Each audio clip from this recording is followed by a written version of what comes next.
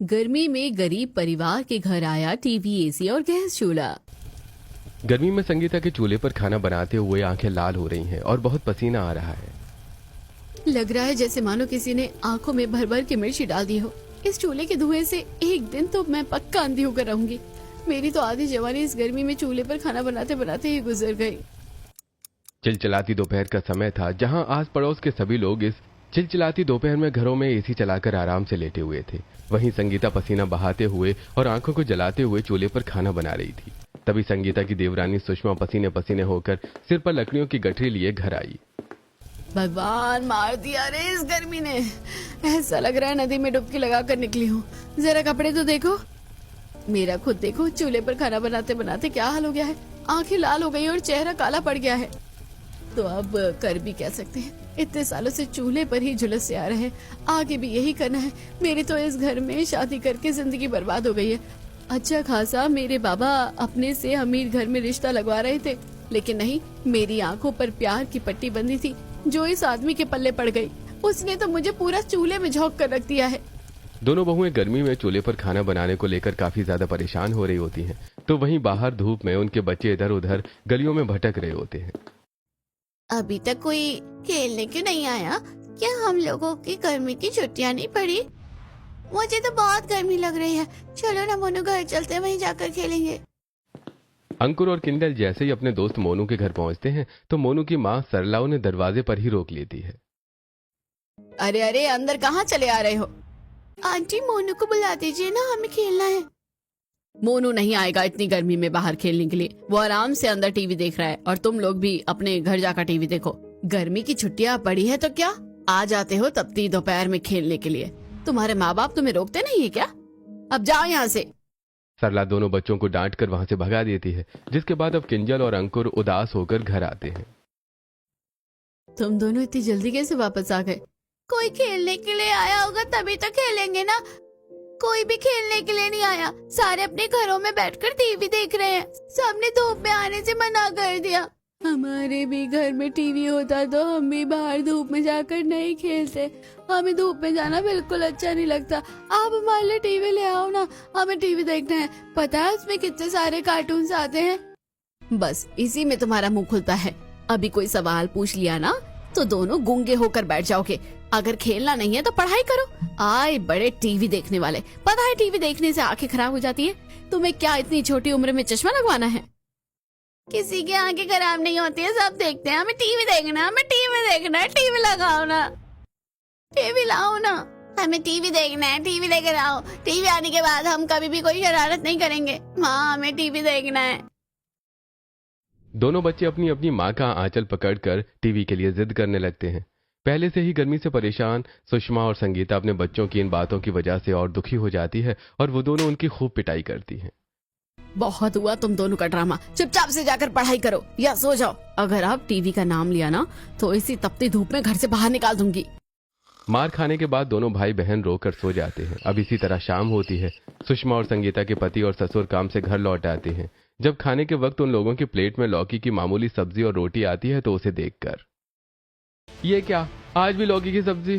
परसों भी तुम लोगों ने यही बनाया था। अरे पूरा दिन घर में रहती हो, कोई ढंग की सब्जी नहीं बना सकती हो क्या? अगर ढंग की सब्जी खानी है ना तो गैस सिलेंडर ला कर दे दो, बना देंगे। क्योंकि रोज रोज इतनी गर्मी में चूल्हे पर हमसे खाना नहीं बनता है। और ऊपर से ये मरा हुआ पंखा ऐसा लगता है मानो बाबा आदम के जमाने का पंखा हो। ये अपनी आखिरी सांसें ले रहा हो। कूलर या एसी तो ले लेते। तुम्हारे माँ बाप यहाँ पैसा छोड़ कर गए थे ना हमारे पास। देखो जी, मेरे माँ बाप को बीच में मत लाओ। पता नहीं ऐसी क्या पट्टी पढ़ाई थी मेरे माँ बाप को उस बिचौलिए ने जो उन्हें तुम पसंद आ गए, वरना मेरे लिए अच्छे रिश्तों की कमी नहीं थी। अरे बस भी करो, तुम लोग बच्चों की तरह झगड़ा कर रहे हो। अगर हम ही इस तरह गर्मी को लेकर झगड़ा करेंगे तो बच्चे क्या सीखेंगे? अब क्या कर सकते हैं, पैसों की कमी है तो है, बर्दाश्त करना सीखो गर्मी। दोनों भाई और कमलेश तीनों मिलकर इतना ही पैसा कमा पाते थे जिससे उनके परिवार का गुजारा चल पाई। इतनी कम तनख्वाह में पैसे बचाकर गर्मियों में अपनी जरूरतों के लिए गैस चूल्हा, टीवी या एसी जैसी चीजें लाना इस परिवार के लिए काफी नामुमकिन था। दिन इसी तरह गुजरने लगते हैं। सरस्वती बेटी के साथ बाहर आंगन में शाम के वक्त सब्जी काट रही होती है कि तभी हाथ में लड्डू का डिब्बा लिए पड़ोसन आकांक्षा उनके घर आती है। अरे ये लो और जल्दी से मुंह मीठा करो। क्या बात है आकांक्षा बहू, आज लड्डू बांटे जा रहे हैं, कोई खुशखबरी देने वाली है क्या? तेरी सास ने तो इस बारे में कुछ नहीं बताया। आप लोग तो बस बार बार वही पहुंच जाते हैं।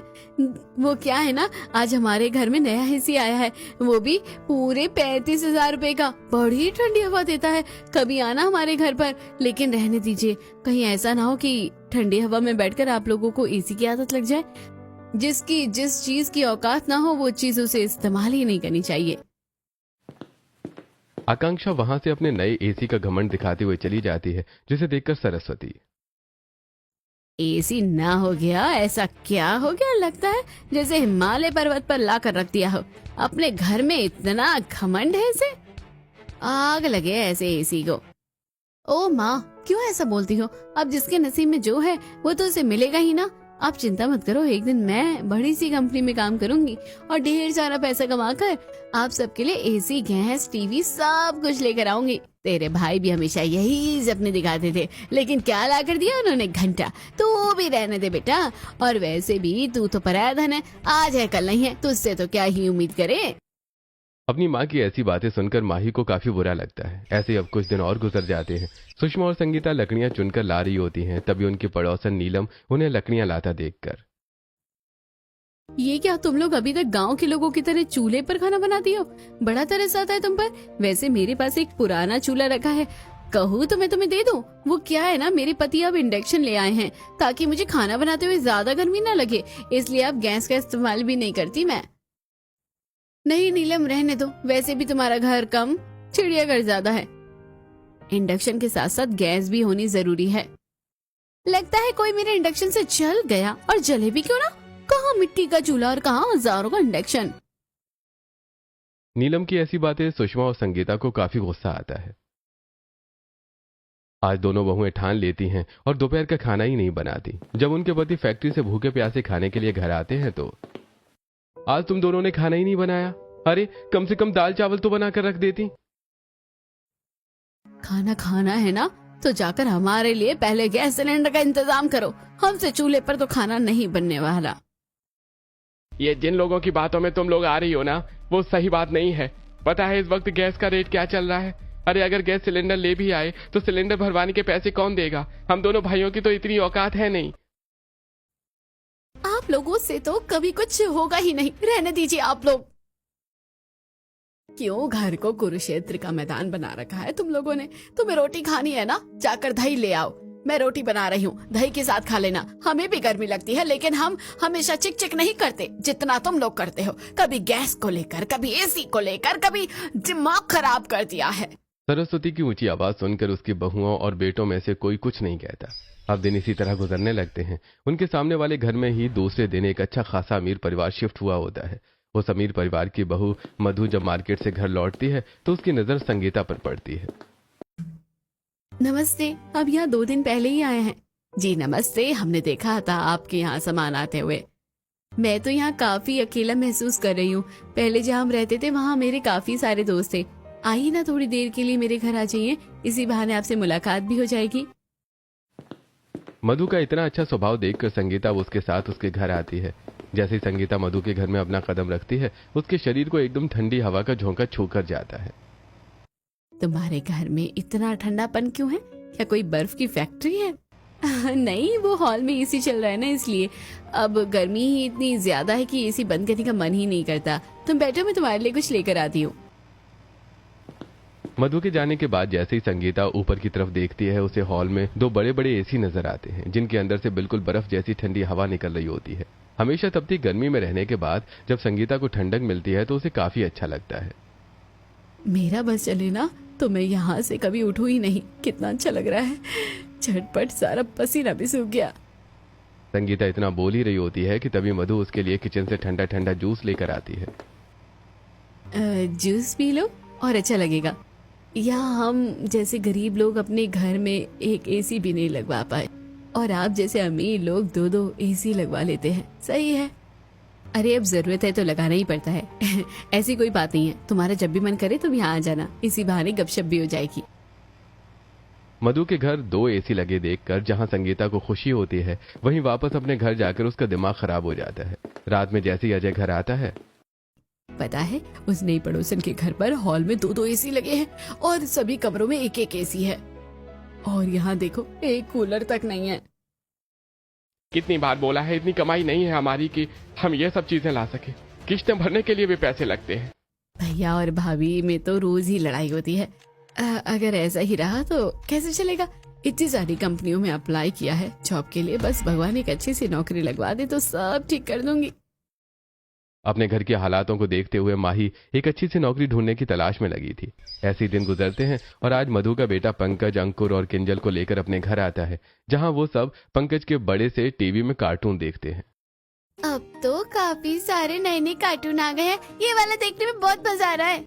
मेरा फेवरेट कार्टून तो टॉम एंड जेरी और मोटू पतलू है। तुम्हें कौन सा पसंद है? हमारे घर में तो टीवी नहीं है, इसलिए हम कभी कार्टून नहीं देख पाते। अच्छा कोई बात नहीं, आपसे जब भी तुम्हारा टीवी देखने का मन हो ना, तुम यही आ जाना, हम सब मिलकर टीवी देखेंगे। पंकज की बात सुनकर किंजल और अंकुर दोनों खुश होते हैं। वहीं अब मधु सबके लिए जूस लेकर आती है। ये लो बच्चों, जूस पी लो। और पंकज बिल्कुल ठीक कह रहा है, इसे अपना ही घर समझो। मधु की बात सुनकर दोनों बच्चे और खुश हो जाते हैं। ऐसे ही अब कुछ दिन गुजरते हैं। रात का वक्त होता है। सभी लोग इस तपती गर्मी में सोने की कोशिश कर रहे होते हैं। तभी उनका पंखा जो आखिरी सांसें ले रहा था, एकदम से अपना दम तोड़ देता है। गर्मी में बस इस पंखे की आस थी, ये भी गया। अब तो गए हम गर्मी से। अरे भाग्यवान, क्यों इतना परेशान हो रही हो? सुबह ठीक कर दूंगा। जरूर इसकी तार निकल गई होगी। बस यही तो औकात है इन लोगों की, यही नहीं कि एक नया कूलर या एसी ले आए। उस रात पूरा परिवार बिल्कुल भी ठीक से सो नहीं पाता। सभी बस गर्मी से करवटें बदलते रहते हैं। ऐसे कुछ दिन और गुजर जाते हैं। संगीता का खाना बनाने के लिए चूल्हा लीप रही होती है, तो वहीं सुषमा सब्जी की तैयारी कर रही होती है। मैं तो ये चूल्हा लीप लीप कर थक गई हूँ। पता नहीं कब ये सूखेगा और कब सब्जी चढ़ेगी। घर में मेथी तो खत्म हो गई है। एक काम करो, तुम चूल्हा लीपो, तब तक मैं मधु से मेथी लेकर आती हूँ। सुषमा मेथी लेने के लिए जैसे ही मधु के घर जाती है तो उसकी रसोई को देखकर सुषमा के होश उड़ जाते हैं।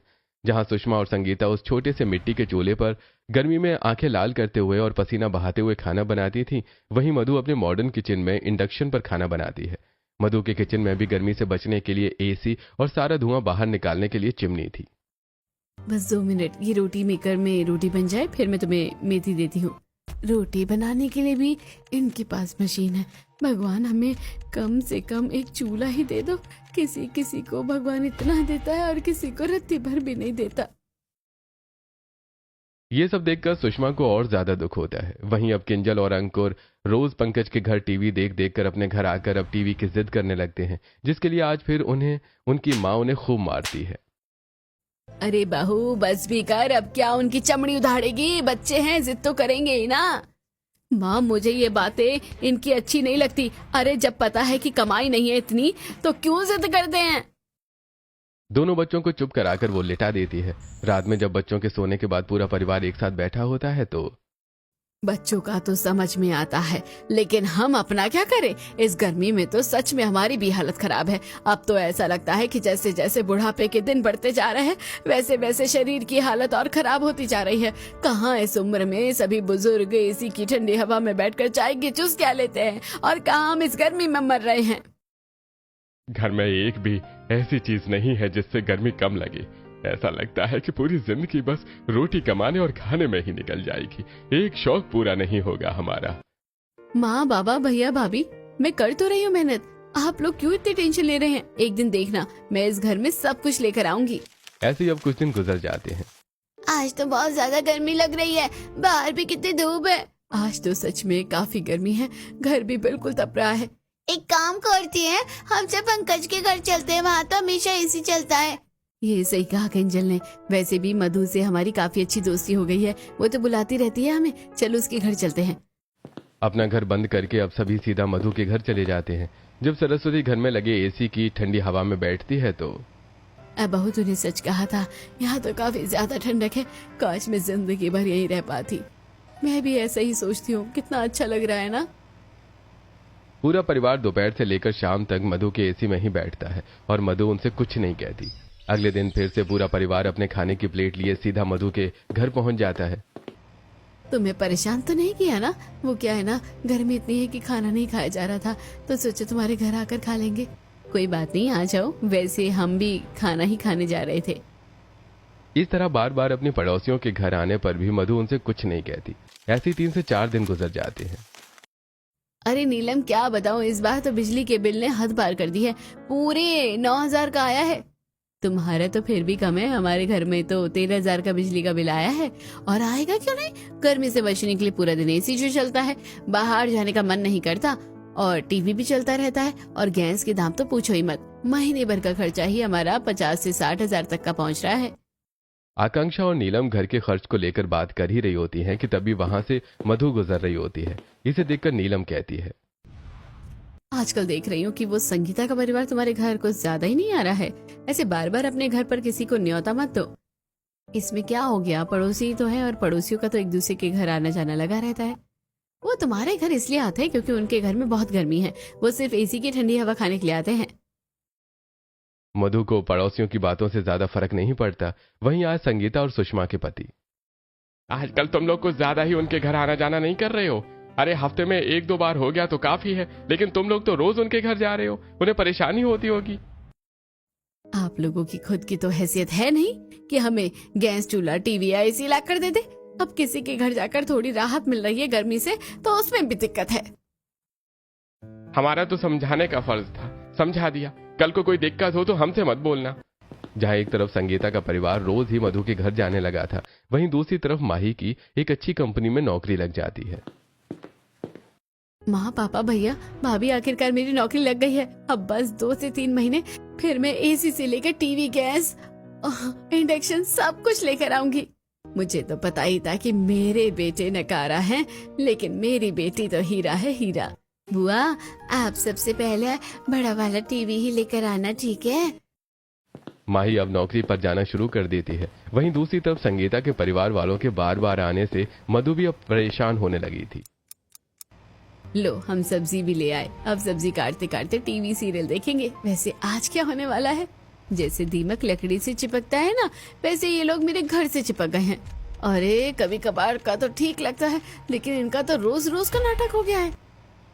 मधु अब इन लोगों से काफी ज्यादा परेशान हो चुकी थी। वहीं दूसरी तरफ माही जब काम से घर लौट रही होती है तो उसकी मुलाकात उसकी अमीर सहेली नैना से होती है। माही, सुनने में आया है तू जॉब कर रही है। कितने टाइम के बाद मिली है, चल कैफे चलते हैं, वहाँ मैं तुझे अपने बॉयफ्रेंड से मिलवाऊंगी। नैना जबरदस्ती माही को अपने साथ कैफे ले जाती है, जहां वो उसे अपने बॉयफ्रेंड अनिकेत और उसके दोस्त अंकुश से मिलवाती है। नैना और अनिकेत एक दूसरे से बात करने में लग जाते हैं। अंकुश और माही भी एक दूसरे से बात करते हैं। कभी आपका कोई बॉयफ्रेंड रहा है?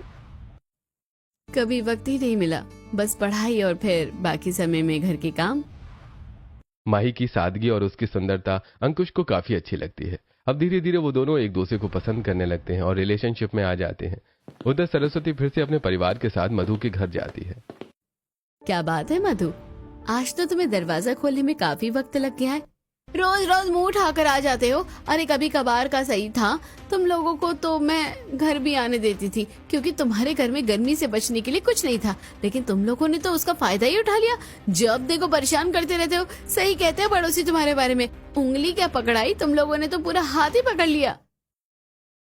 मधु बहुत ही बुरी तरह से संगीता के परिवार पर चिल्लाती है। आस पड़ोस के लोग भी ये देख रहे होते हैं, जिससे उनकी काफी बेइज्जती होती है। जब ये सारी बात घर के मर्दों को पता चलती है तो, अरे मैंने तो पहले ही समझाया था तुम लोगों को, लेकिन तुम्हें हमारी सुननी कहाँ थी, अब हो गई ना बेइज्जती। कमलेश के ताने से सभी औरतों को काफी बुरा लगता है। इसी तरह कुछ दिन गुजरते हैं और अब 2 दिन बाद अंकुर का जन्मदिन आने वाला होता है। माँ, अगले हफ्ते मेरा बर्थडे आ रहा है, आप मेरी बर्थडे पर क्या गिफ्ट दोगी? टी शर्ट पसंद आई थी ना, मैं वो ही दिला दूंगी। वो टी शर्ट मुझे नहीं लेनी, आप मुझे वो टीवी दिला दो ना बर्थडे पर, मुझे और कुछ नहीं चाहिए। क्या कहा, टीवी? अरे 3 फुट का अभी नहीं है तू, और जरा इसकी गिफ्ट की डिमांड तो देखो। कोई टीवी नहीं मिलेगा तुझे। मुझे मेरे बर्थडे पे टीवी चाहिए। अब तो हम पंकज के घर भी नहीं जाते हैं जहाँ मैं कार्टून देख सकूं। आप कभी भी मेरा बर्थडे नहीं मनाते हो, इस बार भी मत मनाओ, लेकिन कम से कम मुझे टीवी दे दो। अंकुर बार बार टीवी की जिद करने लगता है, जिससे परेशान होकर सुषमा उसे एक जोरदार थप्पड़ मार देती है। आप लोग मुझसे बिल्कुल प्यार नहीं करते। नहीं बनाना मुझे अपना जन्मदिन, नहीं चाहिए मुझे कुछ। अंकुर सीधा रोते हुए बाहर चला जाता है, जिसे देखकर सुषमा को भी अपने बच्चे के लिए काफी बुरा लगता है। पता नहीं कब तक अपने बच्चों को इसी तरह दुखी देखना पड़ेगा। मधु के घर जा जाकर मुझे भी टीवी की आदत सी लग गई है। अब क्या करेंगे, मुझे तो लगता है कि पूरी जिंदगी हमारी ऐसे ही गुजरेगी। कभी किसी के घर जाकर देख लिया तो सही, पर अपने घर में तो आने से रहा। इसी तरह हफ्ता भर गुजर जाता है और आज अंकुर का बर्थडे होता है। कमलेश अंकुर के लिए एक छोटा सा केक लेकर आते हैं और साथ में थोड़े बिस्किट और नाम के रिश्तेदार। देखा, इन लोगों ने मेरा टीवी नहीं लिया, कोई और गिफ्ट भी नहीं है, केक भी कितना छोटा सा है। अच्छा हुआ मैंने अपने दोस्तों को नहीं बुलाया, वरना मेरी कितनी बेइज्जती होती। ये माही कहाँ रह गई, अभी तक नहीं आई। सब बेसब्री से माही का इंतजार कर रहे होते हैं कि तभी माही दो आदमियों के साथ घर पहुंचती है और उन आदमियों के हाथों में एक बड़ा सा बॉक्स होता है। भाई साहब, इसे यहाँ रख दीजिए और ये लीजिए आपके पैसे। अरे माही, ये इतने बड़े बॉक्स के अंदर क्या है? अरे इसके अंदर टीवी है। मेरी परसों सैलरी आ गई थी ना, तो सोचा था इस बार अंकुर के बर्थडे पर उसे टीवी लाकर सरप्राइज दे दूं। अंकुर के साथ साथ आप लोग भी खुश हो जाओगे। सच कह रही है, इसके अंदर मेरा टीवी है, ये मेरा है, कितना बड़ा है। अब तो हम रोज टीवी देखेंगे, बहुत मजा आएगा। बुआ जल्दी से टीवी चालू करो ना। अरे सुषमा संगीता, अब यूं खड़ी खड़ी क्या देखती रहोगी, या जल्दी से पूजा की थाली लेकर आओगी। पहली बार इस गरीब के घर में कोई इतनी महंगी बढ़िया चीज आई है। दोनों बहू जल्दी से आरती की थाली लेकर आती हैं। फिर अनुराग और अजय मिलकर टीवी का बॉक्स खोलते हैं। अब सुषमा हर भारतीय परिवार की तरह अपने घर आई नई चीज की पूजा करके उस पर छोटा सा स्वास्तिक का निशान बना देती है। अब माही टीवी का प्लग लगाकर फोन से टीवी कनेक्ट करती है और उसमें बर्थडे सॉन्ग लगाती है, जिससे दोनों बच्चे डांस करने लगते हैं। बुआ और आवाज बढ़ाओ ना टीवी की, बहुत मजा आ रहा है। चलो ना हम सब डांस करते हैं। मैं अब जल्दी से अपने सभी दोस्तों को बुलाकर ले आता हूँ, फिर मैं सबके साथ मिलकर अपना बर्थडे केक काटूंगा। मुझे तो लगा था कि तू भी अपने भाइयों की तरह बस बोल कर रह जाएगी, लेकिन देख तूने तो सच में कर दिखाया। बहुत बढ़िया टीवी लाई है बेटा तू, बस इसी तरह भगवान तेरे काम में तरक्की देता रहे। सब माही की काफी तारीफ करते हैं, जिससे उसे काफी अच्छा लगता है। अब इस गरीब परिवार के घर में टीवी भी थी, जिससे उन्हें टीवी देखने के लिए ना तो किसी के घर जाना पड़ता और ना ही अपना मन मारना पड़ता। ऐसी समय गुजरता रहता है और आज जब गर्मी में फिर से दोनों बहुएं चूल्हे पर खाना बना रही होती हैं तो मेरी तो आंखें फूट गई हैं चूल्हे पर खाना बनाते बनाते। और जब से ये टीवी आया है, तब से ये लोग तो बस टीवी में ही घुसे रहते हैं, किसी को भी हमारा ख्याल नहीं है। मैं तो आज इनसे बात करके रहूंगी। अगर घर में गैस नहीं आई ना, तो फिर मैं खाना नहीं बनाने वाली हूँ, खुद बनाकर खाएंगे चूल्हे पर। शाम को जैसे ही दोनों भाई काम से लौटते हैं तो उनकी बीवियां उन पर फिर से गैस चूल्हे को लेकर चिल्लाना शुरू कर देती हैं। अगर हम गैस वाला सिलेंडर ले भी आएंगे तो उसे भरवाएगा कौन? हमारे पास तो इतने पैसे नहीं है कि हर महीने 3,000 रुपए फूंक दे। अपने पतियों की बात से निराश होकर अगले दिन वो खाना ही नहीं बनाती, जिससे फिर से घर में एक बार और कलेश होता है। अरे नहीं बनाना तुम लोगों को खाना तो मत बनाओ, बस रोज चूल्हे का कलेश लेकर मत बैठो, हम बाहर से खा लेंगे। अरे बाहू, रोटी तो बनाना है, एक बार में बनाकर रख देना। माँ जी, आप तो चूल्हे के पास आती ही नहीं हो, खाना तो हमें बनाना पड़ता है। अब जब तक इस घर में गैस चूल्हा नहीं आएगा, तब तक हम खाना बनाने से रहे। आज दोनों ही गैस वाले चूल्हे की जिद करके बैठ जाती हैं। फिर शाम में जब माही घर आती है तो अपने साथ एक नया गैस लेकर आती है, जिसे देखकर सुषमा और संगीता दंग रह जाती हैं। अरे माही, ये तुम गैस कहाँ से लेकर आई हो? अरे भाभी, मुझे ऑफिस में ना एक टारगेट मिला हुआ था, 15 दिन में पूरा करना था। उसे मैंने टाइम से पूरा कर दिया, तो बॉस ने मुझे थोड़े पैसे दे दिए थे बोनस के तौर पर। तो मैंने उससे आपके लिए गैस ले ली और सिलेंडर का भी कनेक्शन करवा दिया। कल तक आ जाएगा। अगर मुझे पता होता कि तुम्हारी नौकरी करने के बाद धीरे धीरे हमारी सारी परेशानियां खत्म हो जाएंगी, फिर तो तुम्हें कब का नौकरी पर भेज देती। तुम्हें नहीं पता कि तुमने हमें कितनी बड़ी चीज दी है। घर पर गैस आने की सबसे ज्यादा खुशी दोनों बहुओं को थी। अगले दिन एलपीजी गैस सिलेंडर आने के बाद अब अनुराग उसका कनेक्शन कर देता है, जिसके बाद अब दोनों बहुएं अपने नए गैस चूल्हे पर स्वास्तिक का निशान बनाकर उसकी पूजा करती हैं और सबसे पहले उस पर दूध उबालती हैं। चलो, दूध भी उबाल लिया, अब सबसे पहले हम इस पर खीर बनाते हैं। सोच रही हूँ आज खाने में मटर पनीर की सब्जी, पूरी चावल बनाते हैं, सब कितने खुश हो जाएंगे। अब वो गैस पर मिलकर खाना बनाने लगती हैं। चूल्हे के मुताबिक गैस पर काफी तेजी से खाना बन रहा होता है और दोनों को भी गर्मी कम लगती है। मुझे तो पसीना नहीं आ रहा और खाना भी कितनी जल्दी बन रहा है ना। सुषमा काफी ज्यादा खुश होती है। वहीं थोड़ी देर बाद जब सभी खाना खाने के लिए बैठते हैं तो चूल्हे पर हर रोज रोटी जला देती थी, लेकिन आज की रोटी कितनी मुलायम है और जली भी नहीं है। बस गैस का अपना अलग ही फायदा है, झटपट सारा खाना बन गया और गर्मी भी नहीं लगी। इतना बड़ा महंगा टीवी और अब घर पर गैस आने की वजह से पूरा परिवार काफी खुश था। वहीं जब ये बात उनकी पड़ोसन मधु को पता चलती है तो पहले तो इन लोगों के पास पैसे नहीं थे और अब देखो, जब से बेटी की नौकरी लगी है तब से कभी गैस सिलेंडर तो कभी टीवी। इनका बस चले ना तो ये एसी भी ले लेंगे खुशी दिनों में। अपने पड़ोसियों को जलता देखकर पूरा परिवार काफी ज्यादा खुश होता है और वैसे ही दिन गुजारने लगते हैं। गैस सिलेंडर और टीवी के आने से पहले जो भी दिक्कत थी वो तो अब इस परिवार की खत्म हो जाती है, लेकिन बढ़ती गर्मी की वजह से रात में सोना तक इस परिवार का दुश्वार हो गया था। सुनिए जी, अब तो कूलर लाना ही पड़ेगा, बिना कूलर के हमारा गुजारा नहीं हो सकता। लेकिन कूलर भी इस गर्मी को मात नहीं दे पाएगा। अरे वो मोहन भाई साहब है ना, उनके घर में भी एसी लग गया। पता नहीं हमारे घर में एसी कब आएगा। बढ़ती गर्मी की वजह से घर में सभी काफी ज्यादा परेशान थे। इसी तरह अब 10 से 12 दिन गुजर जाते हैं और आज माही ऑफिस से सीधा घर आने के बजाय एक बड़ी सी एसी की शॉप में आती है। ये वाला एसी बढ़िया लग रहा है, अभी से पैक कर दीजिए, घर वाले से देखेंगे तो कितने खुश हो जाएंगे। पहले टीवी, फिर गैस सिलेंडर और अब एसी लेकर माही जब घर पहुंचती है तो सभी काफी ज्यादा खुश होते हैं। थोड़ी देर में कंपनी वाले आकर एसी को फिट भी कर देते हैं और अब सभी एसी की हवा लेते हैं।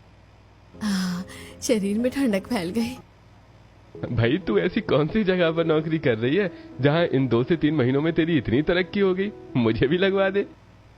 मानना पड़ेगा, तुमने सच में हम लोगों को गर्मी से छुटकारा दिला दिया। अब हमारे पास भी हमारे पड़ोसियों की तरह हर चीज है। भाभी, ये सब तो बस मेरी मेहनत का नतीजा है। आप लोग देखते जाइए, धीरे धीरे हमारी ये गरीबी वाले हालात भी ठीक हो जाएंगे। माँ, क्यों ना आज आप खाने में दाल ढोकली बना लो, मेरा बहुत मन है। पहले तो गर्मी में कुछ बनाने का दिल नहीं करता था, लेकिन अब जब से गैस सिलेंडर आया तब से तो कुछ भी बनवा लो।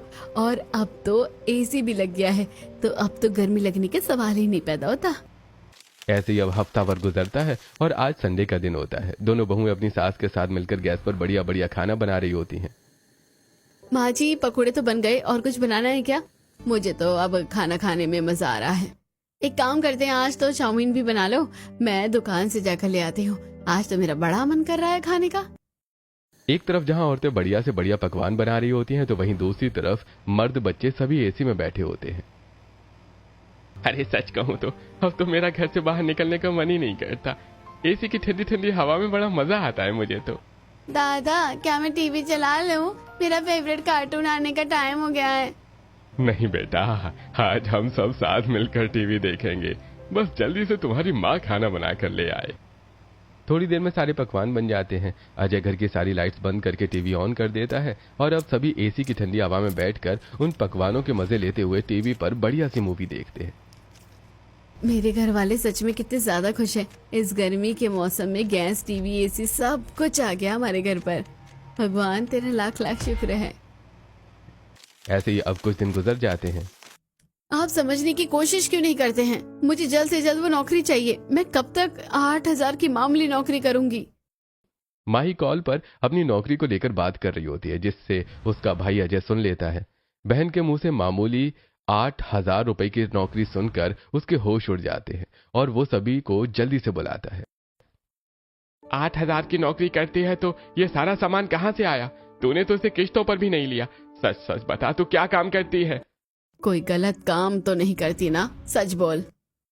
अब ये क्या बोलेगी? इसका भांडा तो फूट गया। मुझे नहीं पता था कि मेरी बहन कभी ऐसी हरकतें करेगी। आज के बाद तेरा बाहर जाना बंद।